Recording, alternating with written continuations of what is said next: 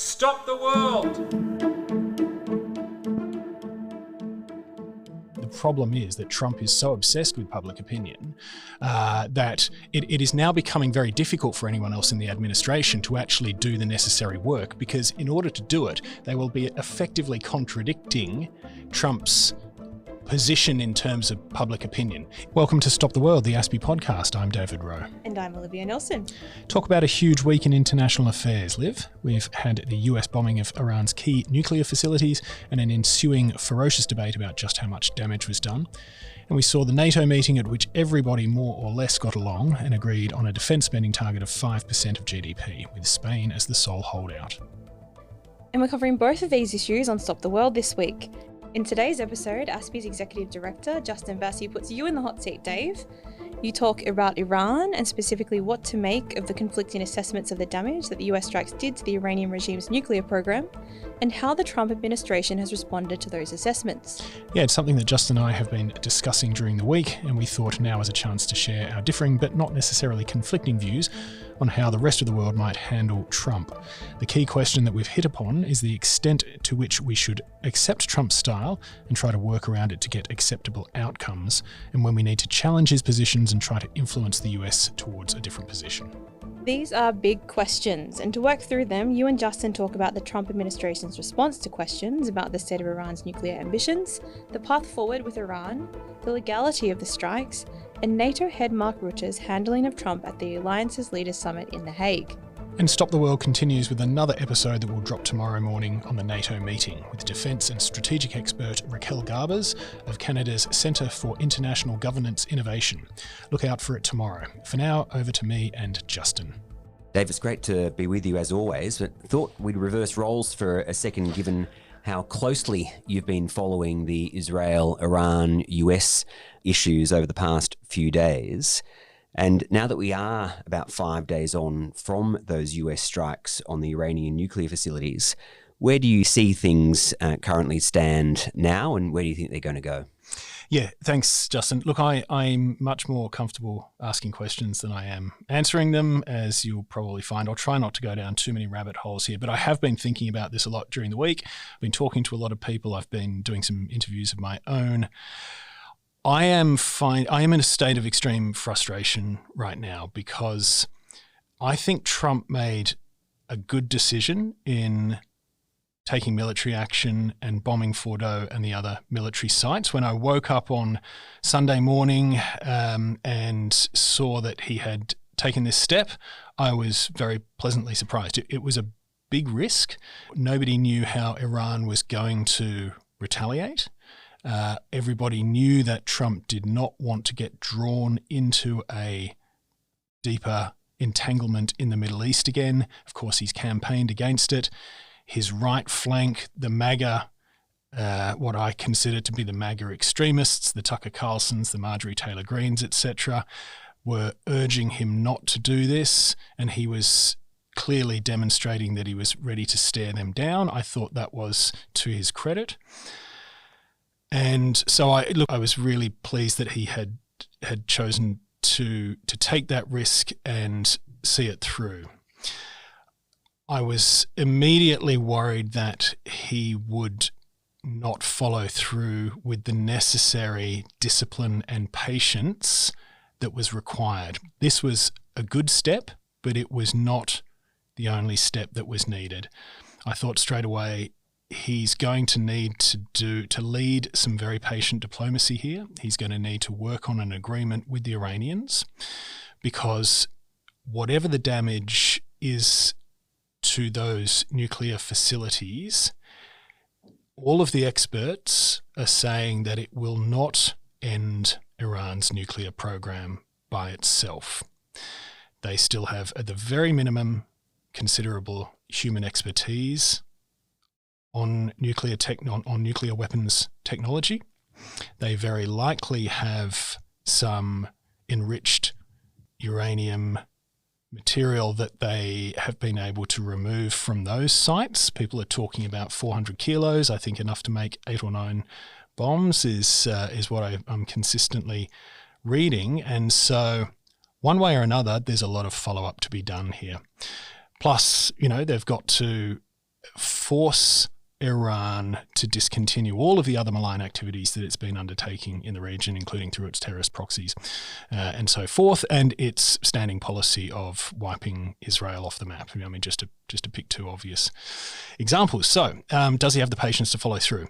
Very quickly, it became what I regard as just a bewilderingly absurd argument over whether he has indeed, or whether the operation, quote unquote, obliterated Fordo, which is the key facility, or has merely damaged it. Then the DIA, the Defense Intelligence Agency, report came out, first CNN and then the New York Times, and that initial assessment, which we now know was low confidence, and, look, you take it for what it is. It was nonetheless a significant leak, which showed that, which reported that the damage was not complete and that it would set back the program by a matter of 6 months, I think, rather than the many years that most people had been expecting at that point. Look, that's now being challenged. We don't know what exactly the damage is. And I think that the most sensible position right now is that we just don't know. Both, certainly we publicly, we don't know. Presumably at a classified level, there is some greater insight. But I think what it boils down to is that whether it is obliterated or whether it is severely damaged, it is not the end of Iran's nuclear program. But the situation that we are in, because of the nature of Trump's management of political communication and the nature of political debate in the United States right now, it has become intolerable to Trump and to his administration for anyone to question whether this has in fact obliterated and fully terminated Iran's nuclear ambitions. So Dave, clearly you are concerned about Trump's follow-up to the strikes that you strongly support, and I get that, but are you asking too much, I suppose, is a question that I have. Trump is not an establishment president or an establishment politician, and he's just never going to be that. So a question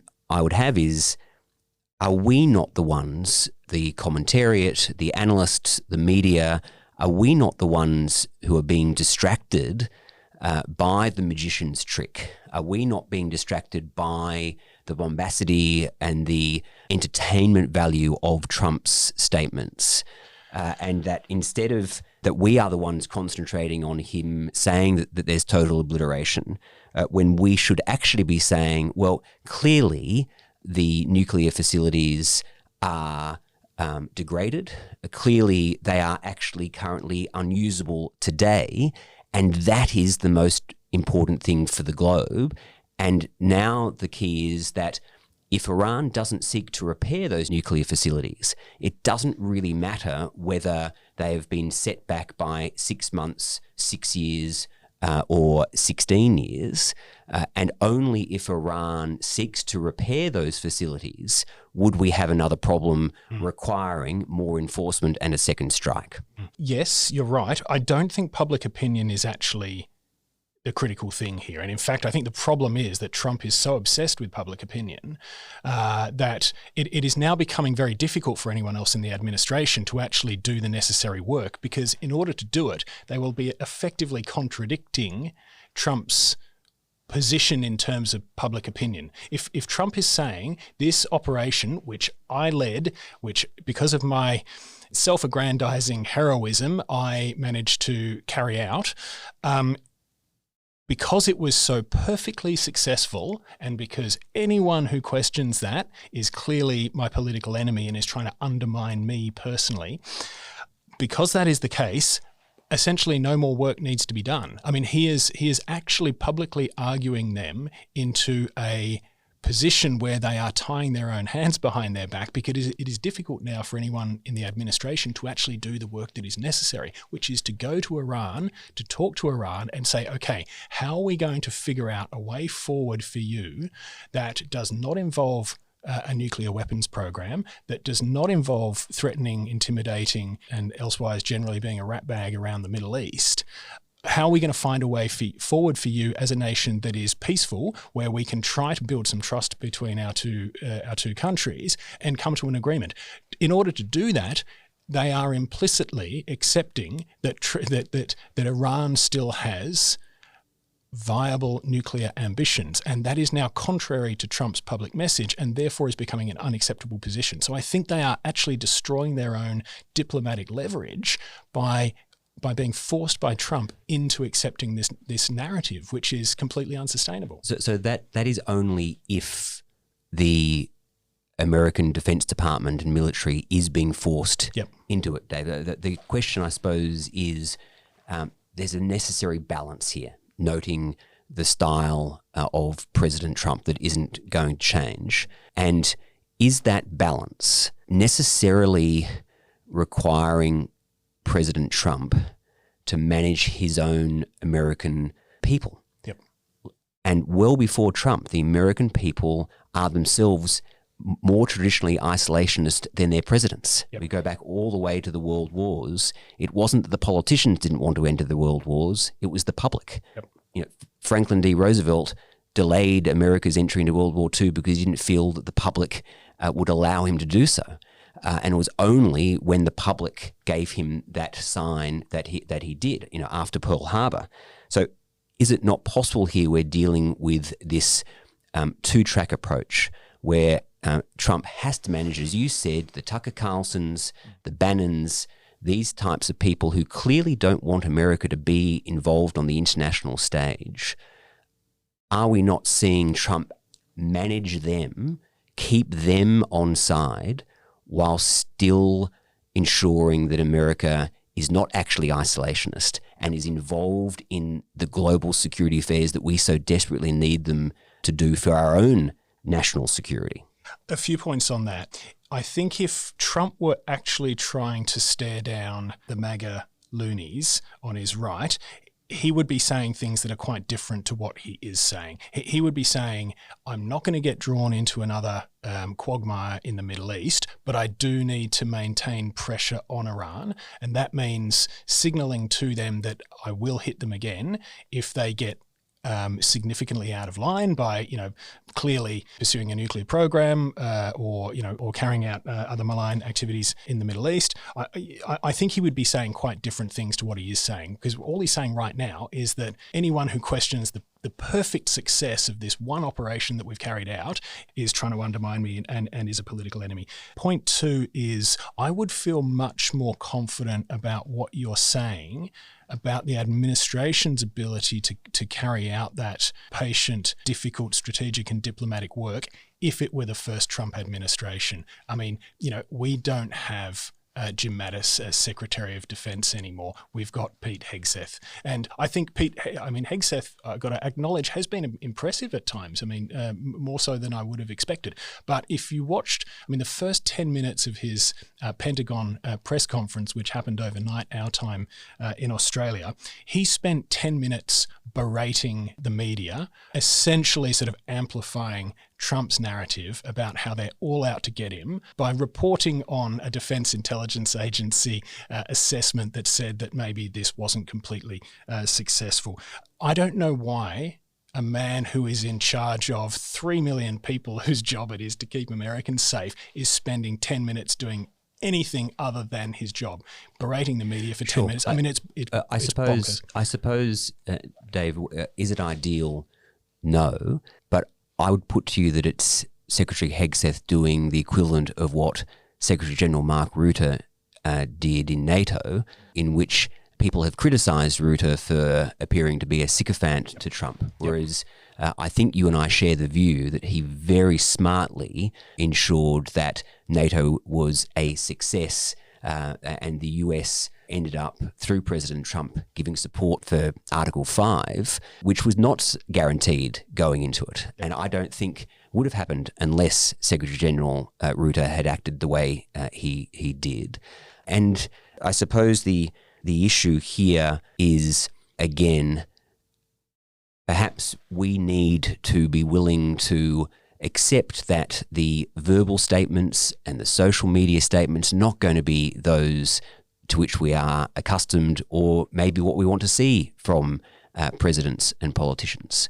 But the worst case scenario is where we are seeing those statements that are outrageous and the actions that follow or the inactions that follow are just as outrageous. I think we're potentially in an era, and we're potentially just this week seeing what a Trump management strategy could look like, where we're able to say, how do we not change Trump?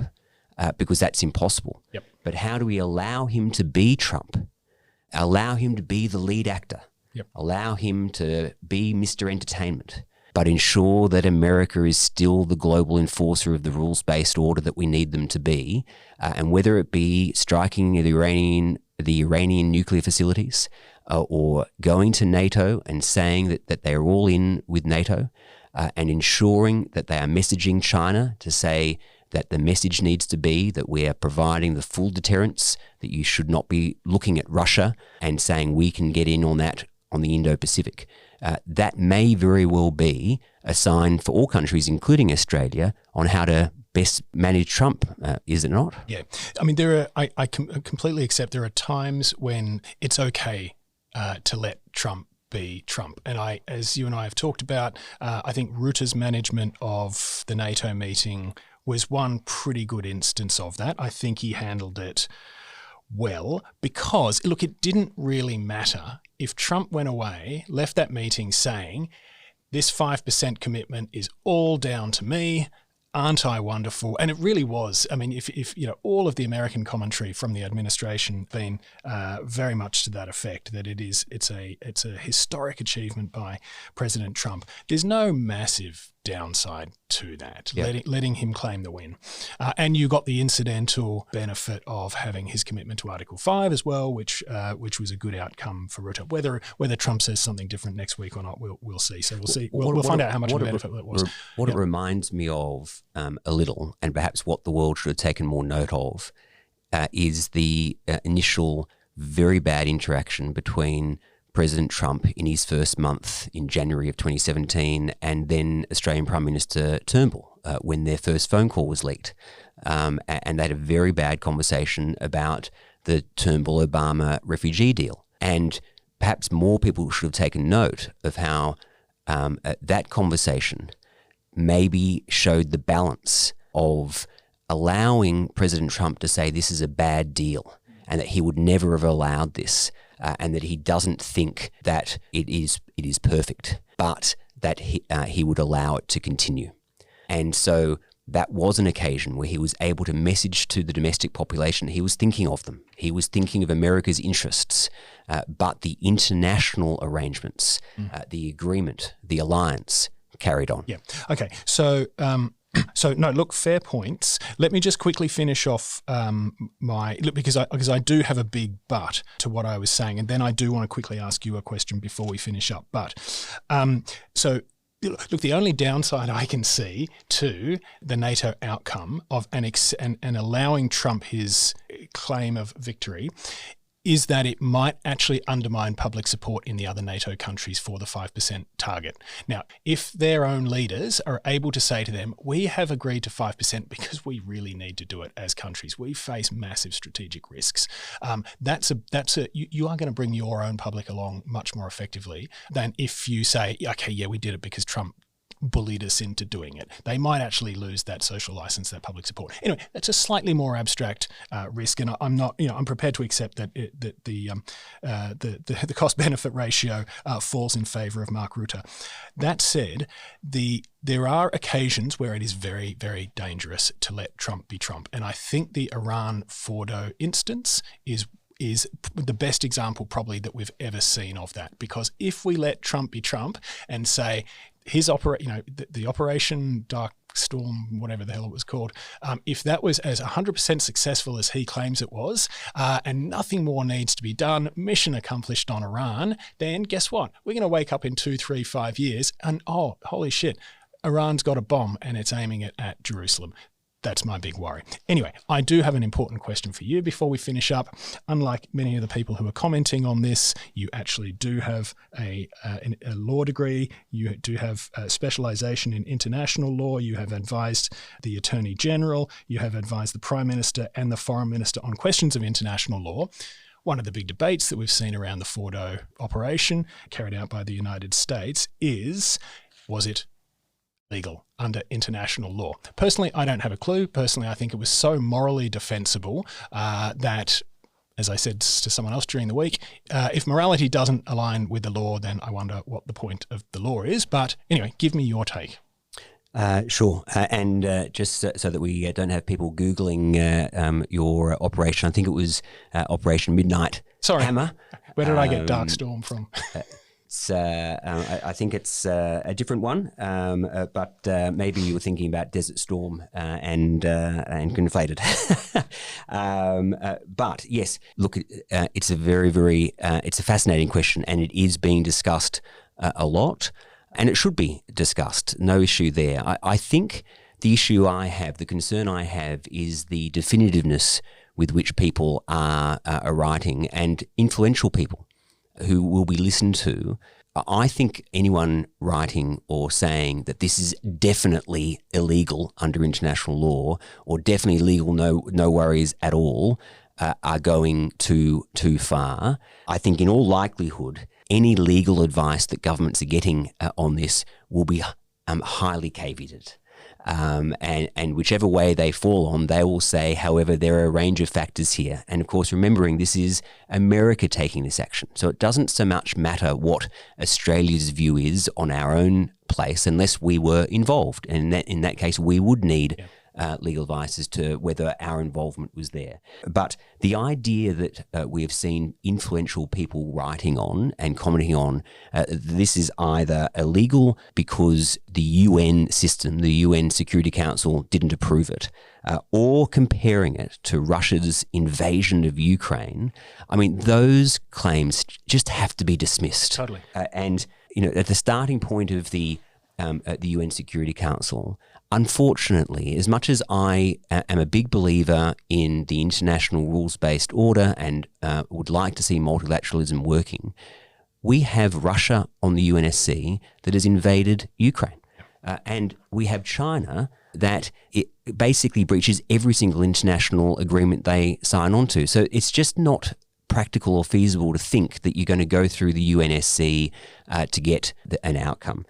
Second, there is a universally held customary law of collective self-defense outside of the UNSC system. It's something that is not just being relied on by the US, so people saying, well, this is just the US imperialists at it again. Australia relied on collective self-defense. We've relied on it multiple times. We relied on it in relation to our involvement in Iraq, Operation Okra. We relied on it in our participation against ISIL in relation to Syria from 2014. This is the idea of collective self-defense is important. Also, the idea that the UN Charter says that the only justifiable use of force is after an armed attack, that simply needs to be dismissed as well, because the practical effect of that is to say, in this case, we would have to wait for Iran to get the bomb and bomb Israel to then be able to act. It's simply not workable. And remembering, really importantly, that the idea of either what some people call preemptive measures, and I often prefer to use the phrase preventative measures, is not just one we see on the international stage. In our own criminal code, we've got dozens and dozens of preventative laws. Terrorism is a classic example. That yes, unfortunately, sometimes you need to respond to acts of terrorism. But the reason that we have terrorism laws is to ensure that governments can act before the act is carried out. The idea of only being able to act once the act of terrorism has been undertaken is simply nonsensical. So I do think that we need to be careful here, and that the idea that Iran didn't yet have a nuclear bomb means this action is illegal, that has to be wholly untrue, and that there is a level of justification to act before bad behaviour takes place. Very well put, very well argued.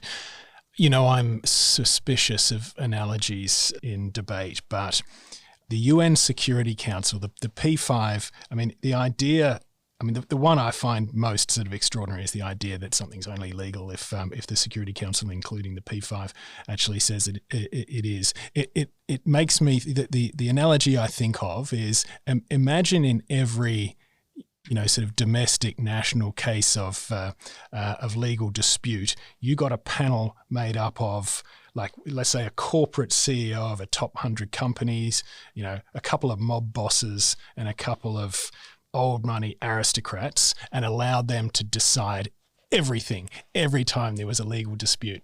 That's what it kind of feels like to me. Anyway. Yeah, well, Dave, we could talk for a long time. Unfortunately, we're going to have to wrap, but I think there's a lot to play out here. I'm sure even before this goes to air, there'll be more things happening. Look forward to having ongoing chats with you, but thanks for joining me to have the chat about all things Israel, Iran and US. Let's do this again soon. That's a wrap on this episode of Stop the World. Be sure to come back tomorrow for a special episode with Raquel Garbers.